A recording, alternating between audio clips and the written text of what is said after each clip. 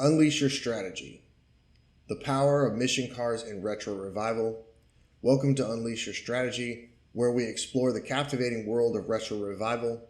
Retro Revival combines fantasy and science fiction, giving players a modern take on playing card games. In this video, we discuss the rules governing mission cards and their strategic value. Completing missions is optional, but offers players a way to customize their gameplay and expand on a central deck theme. We will be discussing all mission cards in depth and offering deck building ideas on how to complete them. Unleash Your Strategy is dedicated to teaching the game's basic concepts and rules to new players so you don't have to spend hours reading. We want to make this learning process as enjoyable as possible. Please keep in mind that each video discusses only one topic.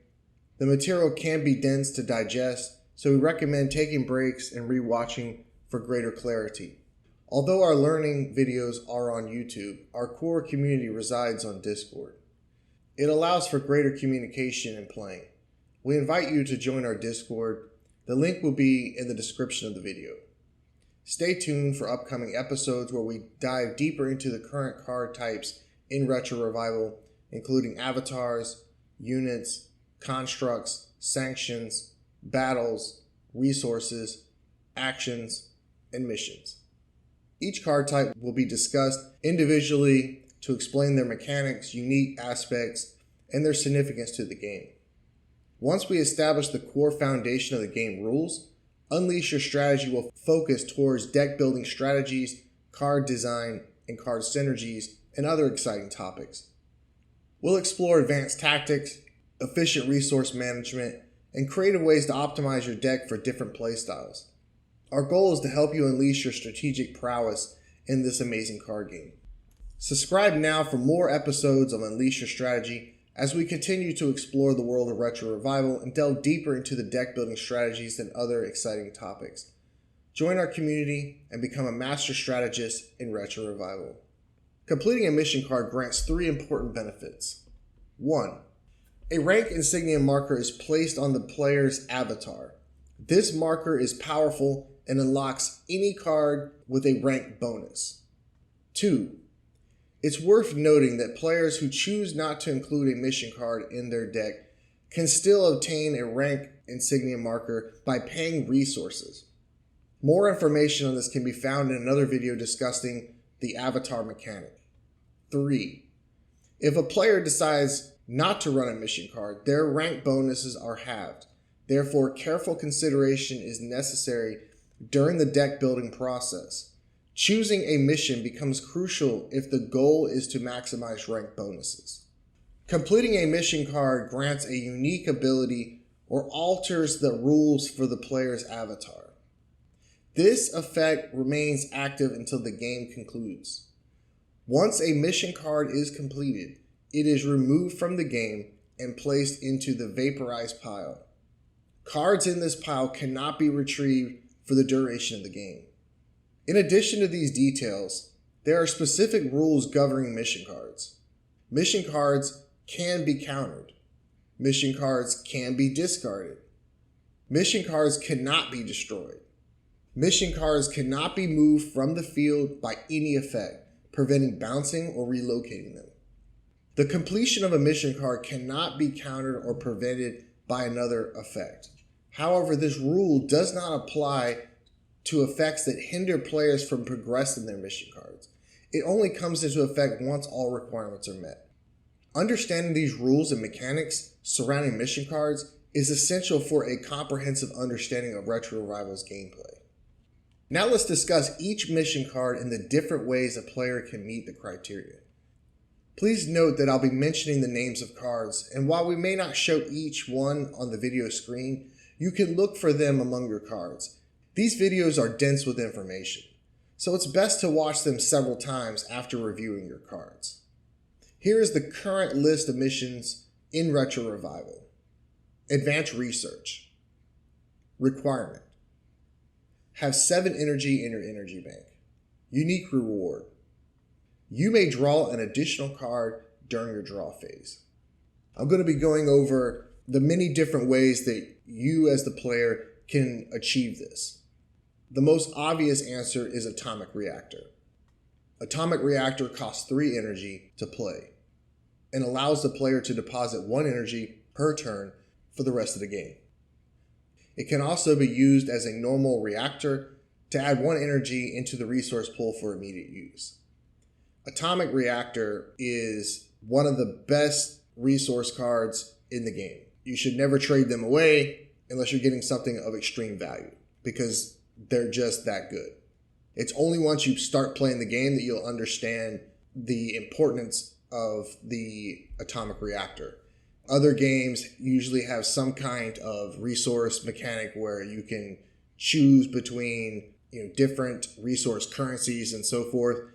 Retro Revival only has one resource currency, which is energy. But energy in this game can be persistent or non-persistent. And we're going to discuss that further in another video. So for now, just understand, if you're not familiar with the game, that Atomic Reactor is a very important card and you should get familiar with it. All right, we're going to go on. We're going to talk about Data Breach. Data Breach is an action card that costs 1 energy. It allows the player to deposit 2 energy into their energy bank. It provides an efficient way to ramp up energy at the cost of removing a card from the game. Data Breach is the most efficient action card to deposit energy into your energy bank, and which serves as a ramp. So that way, in future turns, you can remove the energy from the energy bank to play higher cost cards or play more cards in a single turn. Atomic Core. It's an action card that costs 2 energy. Designed for players who have higher cost cards, it allows them to remove a card with a cost of 6 or greater from the game to upgrade a reactor into an Atomic Reactor. Earlier, we discussed the Atomic Reactor, how important it was. Basically, you can use it as a normal reactor to play cards from your hand, or you can store energy in your energy bank. So this card is designed, it acts in 2 functions. One, it will allow you to deploy a reactor from your resource pile. So all players can take advantage of how good this card is.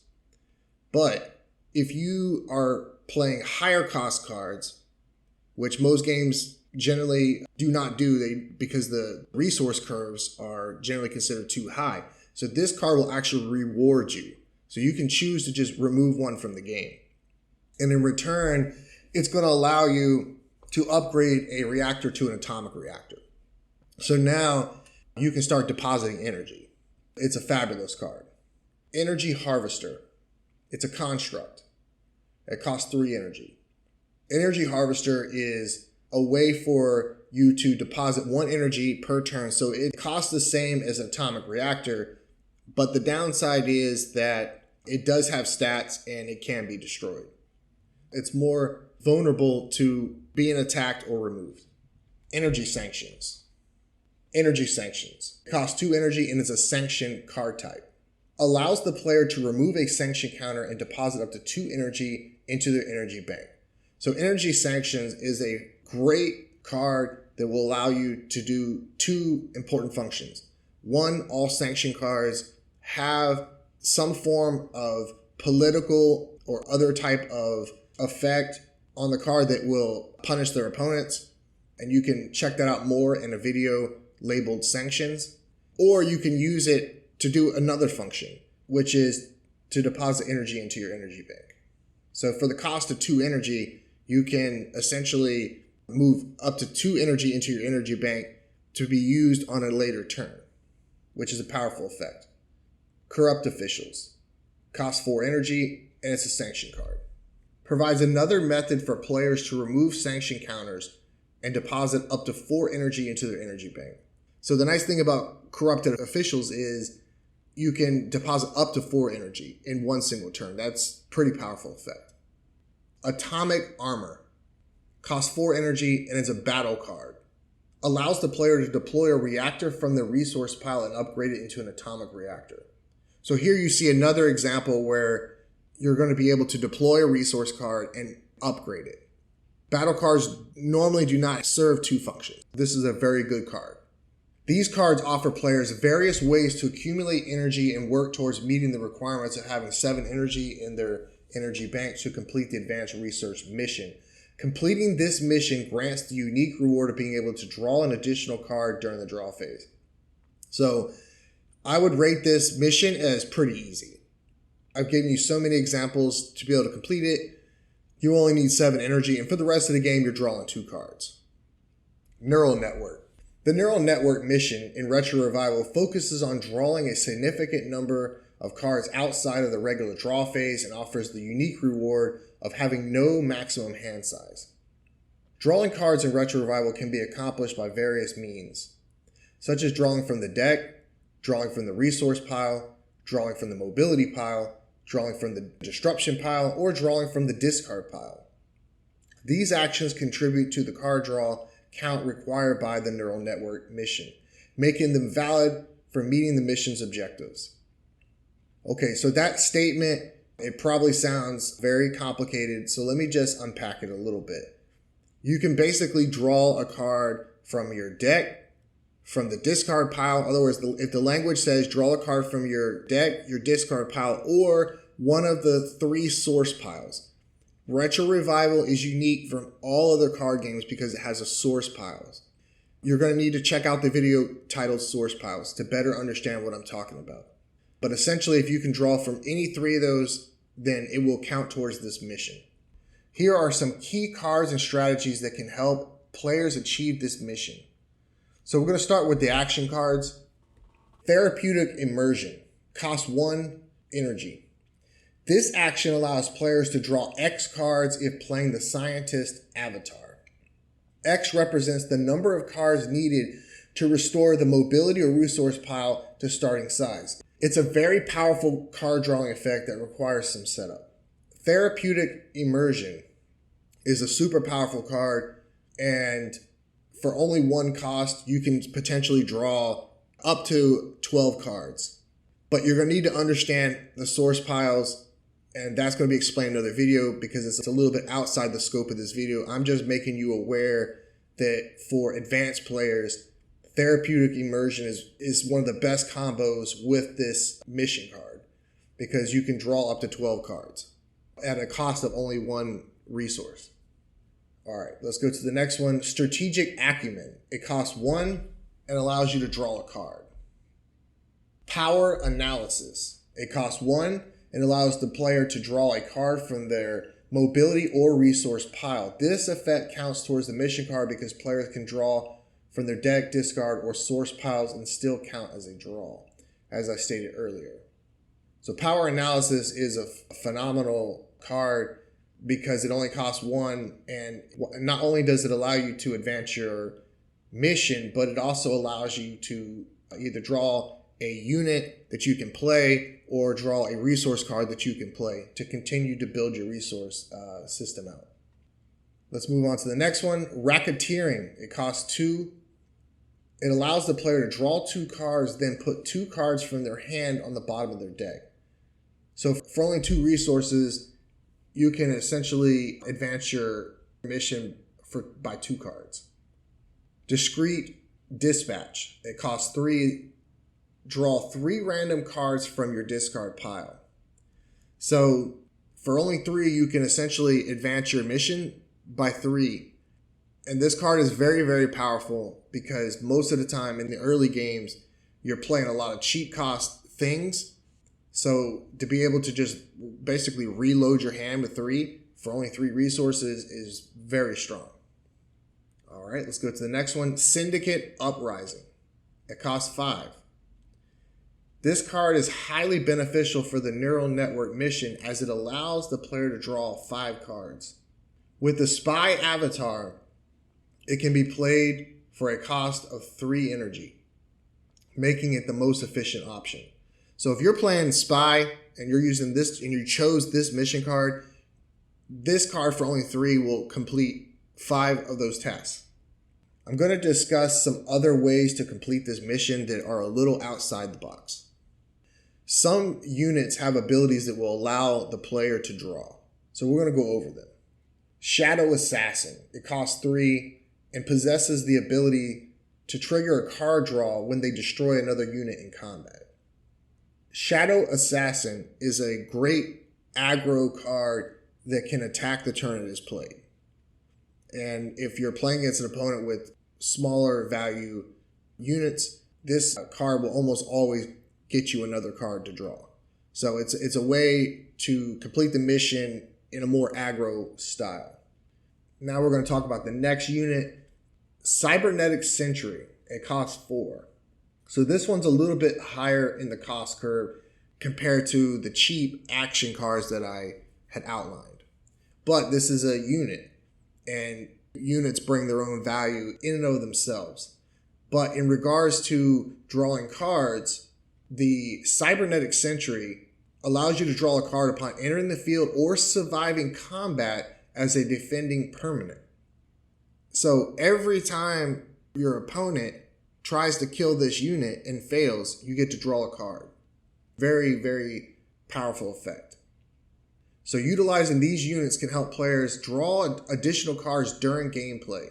That is a more offensive and defensive way to draw cards that are outside the action cards. All right, let's move on to constructs. Okay, constructs is another card type we'll discuss in another video. You just need to be made aware that they exist. So Astro Diner is a construct with the cost of 2. So it's very, very cheap and can be a beneficial way to complete your neural network mission. Astro Diner allows the player to draw a card each turn by turning a reactor. It provides a consistent source of card draw, and the reactors do not reset while Astro Diner is in play. So basically what it does is each turn you can choose to turn one of your reactors to draw a card. But the downside is that while the Astro Diner is in play, those reactors that you turn by using this effect will not reset. So you cannot use them again until this card leaves play. It's a very minor drawback because the cost of the card is so cheap, and because it's a construct, it has more defensive abilities. All right, let's move on to the next card type, Sanctions.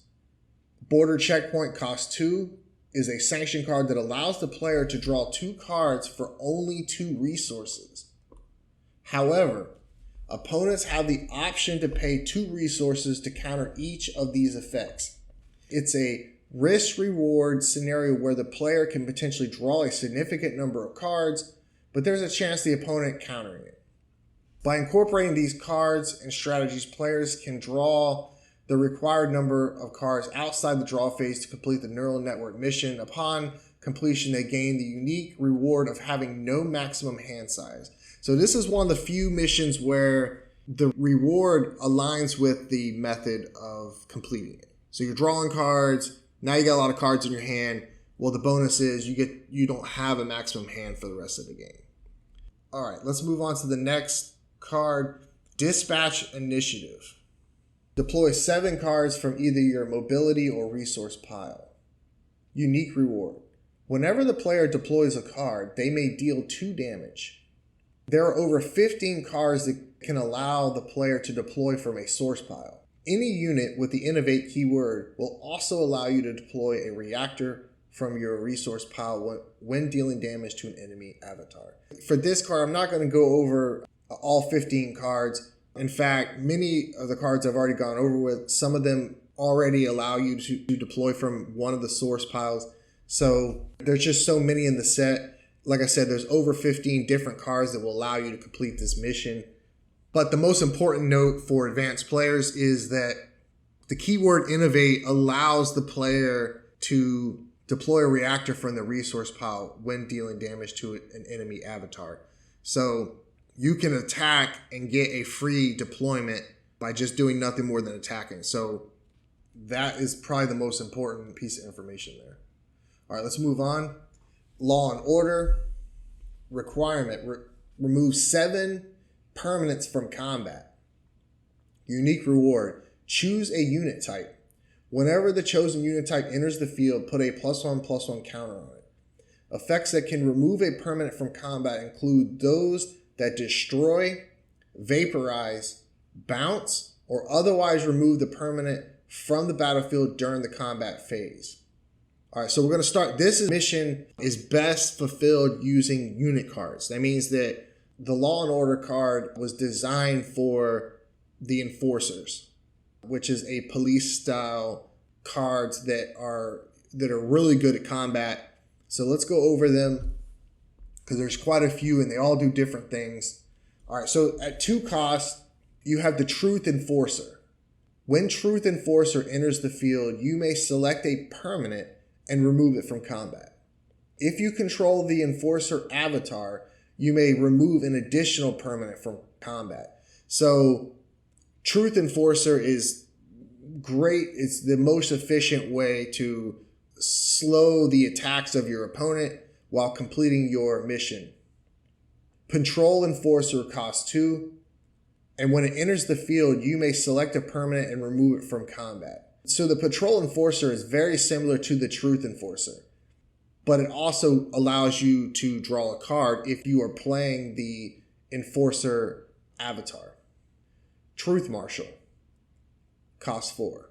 When Truth Marshal enters the field, you may choose up to 2 enemy, non-avatar, non-reactor permanents and bounce them to their owner's hands.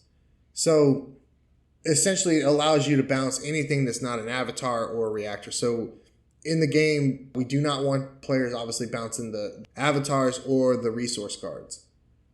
Riot Warden costs 4. When Riot Warden enters the field, you may put an enemy unit on the bottom of their owner's deck.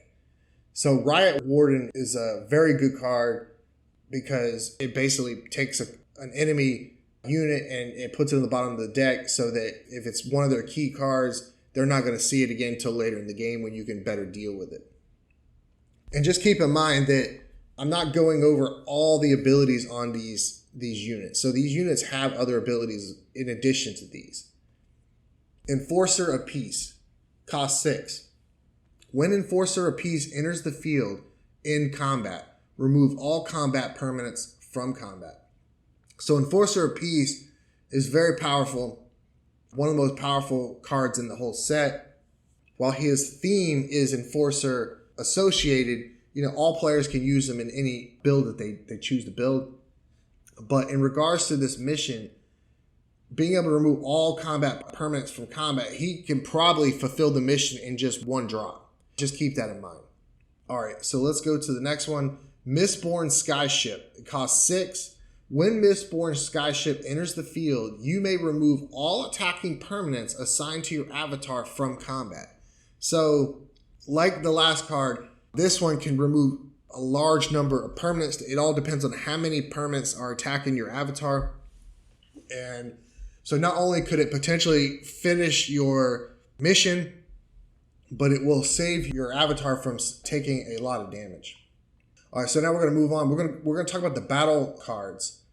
Okay, so Lawman's Badge. Remove a battle counter to give your permanent Provoke until the end of turn. So Provoke is a very powerful keyword ability, and it applies to this mission card because permanents with Provoke keyword ability cannot be assigned less than 2 attacking permanents. The defending player chooses which of the 2 attackers will deal combat damage, and the non-selected permanent is removed from combat. So your objective is to remove permanents from combat. Any unit with Provoke, and there's others that I haven't listed, it's just important to note that any unit with Provoke, if he is attacked, he has to be attacked with 2 permanents, and you get to choose which ones is pushed out of combat. So Provoke will allow you to complete this mission in spades. All right, so we're going to talk about Temporal Disruption. It costs 5. Remove a battle counter to end the combat phase. All permanents are removed from combat. So Temporal Disruption is a very powerful battle card, and you can use it offensively or defensively. Because it can remove an enormous number of permanents from combat, it's very easy to fulfill this mission. Provocative Tactics. Permanently give target unit Provoke. Okay, so Provocative Attack is an action card. That one is the only action card that I probably would recommend. It does other things as well, but in regards to the mission, for only one, I think it's 1 resource, it will allow you to give a unit Provoke permanently. So it's a really good method to, if you have something that you play early and you don't want your opponent to attack it to try to trade. In most games, players tend to trade cards, like they'll attack in and lose, so one loses one card. But Provoke forces your opponent into really bad matchups. So if you have an early turn attacker, just giving it Provoke is a powerful defensive measure because the opponent cannot attack it without less than assigning 2 cards to it. So Provocative Tactics is a very good card, and veteran players should definitely be on the lookout for that one. All right, let's move on to the next mission, which is called Covert Dealings. And I just love this mission. It's one of my favorites, and mostly because, the spy archetype is one of my favorites. So the requirement is to force an opponent to shuffle 7 cards from source piles into their deck. Unique reward. Whenever you play a card, you may deploy a unit from your mobility pile. So how can this mission be accomplished? All right, we're going to start with the action cards. There's quite a bit. Diplomatic Shuffle. It costs 2, and it forces your opponent to shuffle 3 cards from their mobility piles into their deck. So this is a very efficient card. Basically, for only 2 resources, they're being forced to shuffle 3 cards into their deck. Very good card. All right, so the next action card we'll discuss is called Chaos Imposter, and it costs 4. Discard up to 2 cards per opponent. For each card discarded this way, draw a card from the opponent's deck. If you control the spy avatar, each opponent who loses a card from their deck must shuffle 2 unit cards from their mobility pile into their deck. So Chaos Imposter is a card that many players are going to overlook because they don't really understand it, because it is kind of confusing. So essentially, this is how the card works. If you're playing against one person, you can discard up to 2 cards, okay? You're going to get to draw 2 cards from the top of their deck. That is a very powerful effect. Essentially, you can potentially take their winning conditions from them. And it works really, really well in multiplayer as well. And if you're playing like Spy, there's cards that will allow you to draw cards from, like, such as your mobility pile, and then you can just discard them. So you don't even have to discard the cards from your deck. But most of the time, even discarding cards from your deck, it's usually worth it.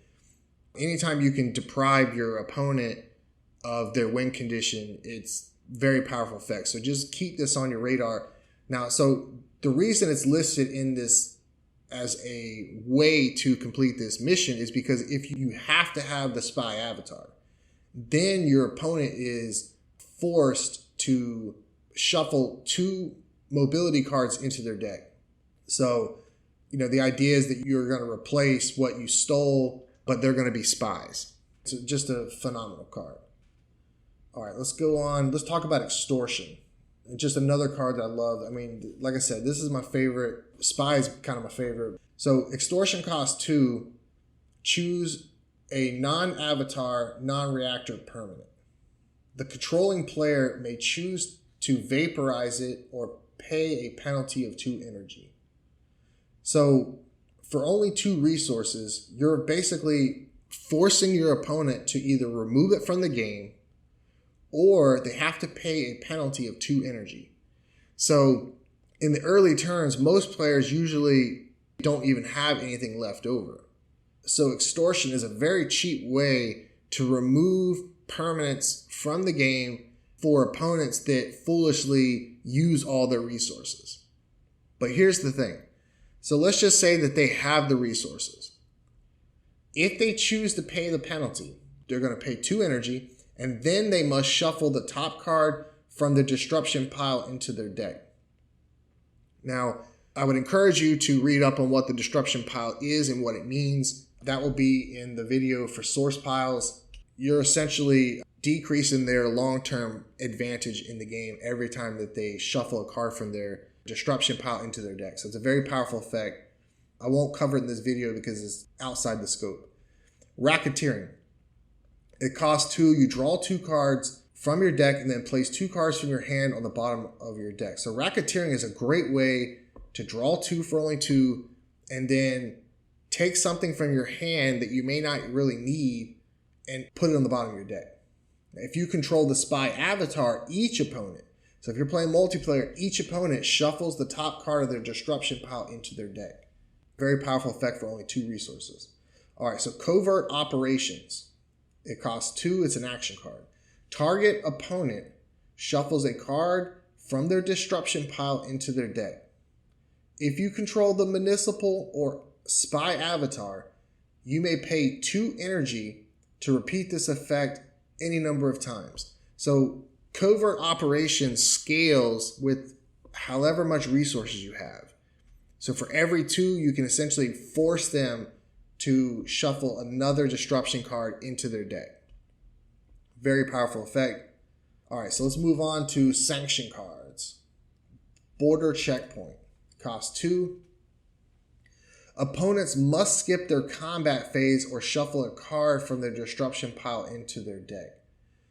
So Border Checkpoint forces your opponent to either skip their attacks early in the game or attack and give up their tempo later in the game. Unit cards. Energy Hijacker. Cost 3. When Energy Hijacker enters the field, each player shuffles the top card from the resource pile into their deck. So this is another way to force your opponent to shuffle a card into their deck. Energy Hijacker is a phenomenal card. Skyfreighter. Costs 4. Remove 2 +1/+1 counters. Select a source pile owned by a player. So that could be the mobility for units. That could be the resource pile, which has reactors. Or the disruption pile, which has the undermine action card. The owner shuffles a card from the selected pile into their deck. So Skyfreighter is a very, very, very good card. While Skyfreighter is on the field, gain a +1/+1 counter for each shield counter placed on your avatar. So throughout the game, you get these ranking bonuses. Check out the ranking bonuses video to better understand what I'm saying. When you unlock your ranking bonuses, you're going to be getting all these shield counters to deflect damage from your avatar. So when that happens, the Skyfreighter gets free +1/+1 counters. So it's an attacking beast, or if you want to play more control-oriented, you can just remove the +1/+1 counters and disrupt your opponent's drawing using the disruption pile. So very, very cool card. All right, so what we're going to do is we're going to talk about the unit abilities. Any unit with the sabotage keyword, such as Darknet Apprentice, will force an opponent to shuffle a card from their disruption pile into their deck after dealing damage to their avatar. So the sabotage mechanic is on many of the spy cards. I'm not going to go over all of them. I'm just listing that you need to understand that it's there. And that's a way for you to complete this mission without even using action cards or whatever. We're moving on to the next mission, Investigative Pursuit. Requirement. Accumulate 7 or more cards with different names in your discard pile. Unique reward. The first card you play each turn requires no costs. The concept behind this powerful mission is for the player to build their deck around more distinct cards than opting for the normal build of max copies of cards in a deck. So the Investigative Pursuit is basically the mission card for the investigator avatar. You don't have to choose this one if you are playing the investigator. It's just that this one was built for it. It themes really well with it. And you can learn more about it when you check out the avatars video. So how can this mission be accomplished? Using a variety of low-cost actions, constructs, and units is the most straightforward method to complete this mission. You just want to play a bunch of cheap stuff. Get it out there. All right, so we're going to talk about things that can complement this. So, unit. Radiant Senator, costs 4. The Radiant Senator can help to speed up the process by dumping the top 2 cards from your deck into the discard pile per turn, while salvaging a card to reuse, which can be crucial to replay a card, especially if your starting deck has many cards without duplicates. So essentially what the Radiant Center does is that you take the top 2 cards of your deck and you discard them into the discard pile. You then get to choose one card from among all those cards and put it in your hand. It's a very powerful effect. So if you need removal, you grab removal. If you need another blocker, you grab a blocker, so forth. All right, so action cards. Document Archive. Cost 3, can dump up to 7 cards from the top of the deck into the discard pile. The Document Archive, we're not going to go over it in detail, but it's an investigative themed card. So it really pairs well with this mission card, and it pairs well with the investigator avatar. We'll go over that in more detail, maybe in another video. But the fact that it can dump 7 cards for only 3, and you have other choices that you can choose, makes it the best solution for this mission. The next mission card is called Lethal Innovations. Requirement: have 7 constructs in your discard pile. Unique reward: whenever you play a construct, you may destroy a non-avatar, non-reactor permanent. How can this mission be accomplished? This mission is pretty straightforward. Use constructs for blockers. I think deck manipulation cards are helpful to find the pieces that you need. And Salvage Reclaimer allows the player to salvage 1 construct per turn from the discard pile. I've already discussed the Document Archive above. You can dump up to 7 cards from the top of the deck into the discard pile. Construct cards, we have Salvage Reclaimer. It only costs 2. So the Salvage Reclaimer is a construct, and you can check out the construct video to better understand them and how they work. But for only 2 resources, you can activate it to salvage a construct from your discard pile. That means you can pick any construct card in your discard pile and put it in your hand. Your avatar loses life equal to the cost of the salvage card. Most constructs only cost 2 or 3, so you're only losing 2 or 3 life. It's very nominal. If you control the engineer avatar, your avatar gains a +1/+1 counter. So the engineer avatar is one of the few avatars where a lot of the cards really give the avatar a boost to his attack ability. That's what makes him really unique. All right, so we're going to talk about the next mission card, which is called Assemble the Senate. This is a politically themed mission card. Requirement: play 3 cards with identical names during a single turn. Unique reward: your avatar is immune to all forms of life loss effects except for combat damage. How can this mission be accomplished? The easiest method to complete this is to use cards that fill up your hand with units from your source piles. Okay, so let me unpack that. Your source piles, when you start the game, are all of one type. So if you need to play 3 cards of the same name, the easiest way to do that, it would be to get 3 cards from one of your source piles into your hand because they're going to have the same name. So how do you do that? So let's talk about the action cards. Power Analysis. It's only cost 1. Draw a card from your mobility or resource pile. Very, very good card. Political Bargaining. Costs 3. Each player discards 2 cards from their hand, then draws 2 cards from either their mobility or resource pile. If you control a politician, general, or municipal avatar, you may deploy a unit from your mobility pile. So Political Bargaining is a phenomenal card because your opponents, they have a strategy going into the game. Well, now you just forced them to discard 2 cards. They're going to get to replace them, but maybe they lose something in their hand, especially later in the game, that they were trying to hold on to. But in regards to fulfilling this mission, you're essentially able to discard 2 cards from your hand and replace it with 2 cards that you're going to play. It's a very easy way for you to get 2 of the 3 cards you need to complete the mission. Let's see. All right, number 3, Shadow Recruit. Okay, Shadow Recruit is the sanction card. Whenever an attacking permanent destroys a permanent you control, remove a sanction counter. You may then choose to add a card from your mobility pile to your hand unless an opponent pays 2 energy.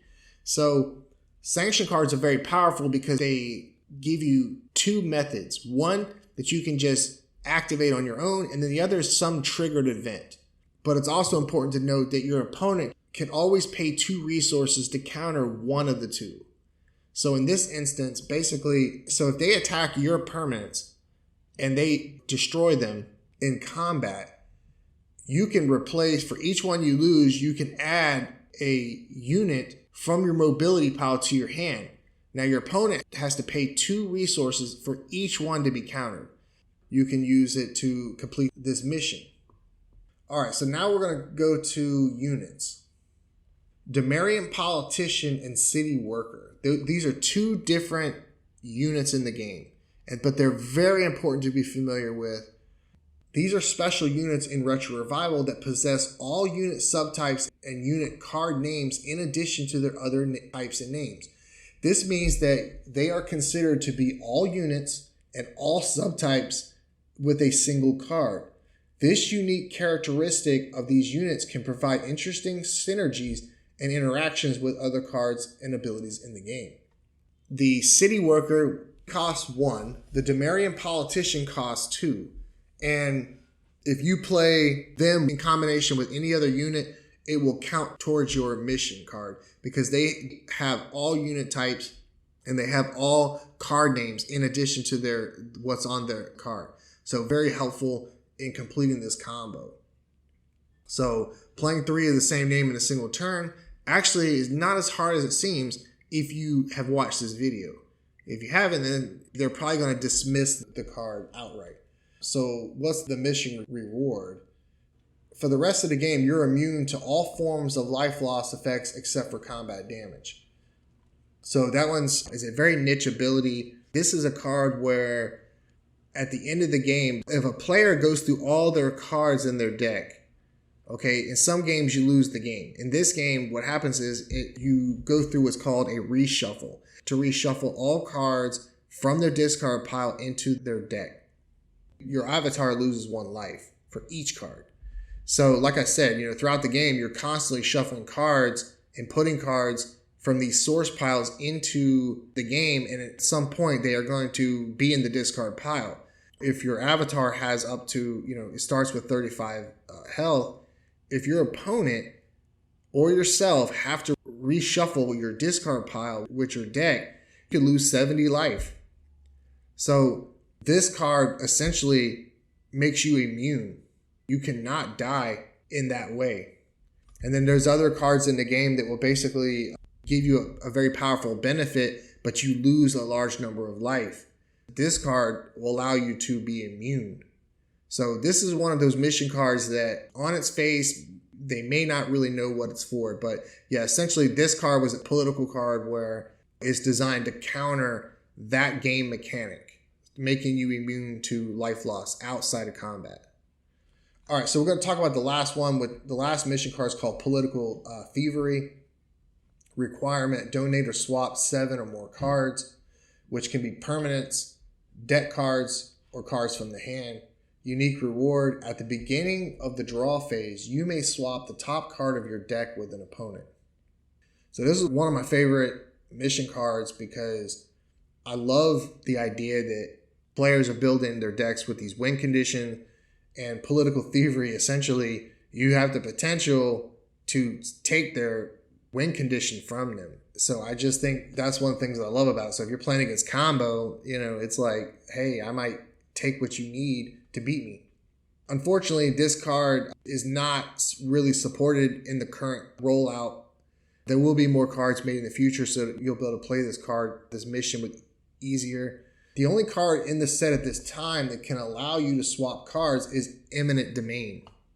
You would need to play this card 4 times to complete this mission, which makes this card the hardest mission to complete. In the future, more cards will be created to make this card more playable. If you decide to go crazy and pull off this crazy combo, I would ask you to consider using the Radiant Senator, which I'd mentioned earlier, because she can dig into the discard pile and pull out any card that you want. If you're playing the Municipal Avatar, you can use Discreet Dispatch to fetch the pieces you need from your deck. So Discreet Dispatch is the only card in the game that will allow you to go into your deck and fetch something. These mission cards offer players diverse objectives to pursue and provide unique rewards that enhance their gameplay strategies. That's going to wrap up this discussion around the mission card type. Remember to like and share this video if you found it helpful. And leave your questions and comments below. We value your feedback and are dedicated to supporting you on your Retro Revival journey. Don't forget to join our Discord community through the provided link for even more engagement and interaction. Thank you for watching Unleash Your Strategy, and we'll see you in the next episode.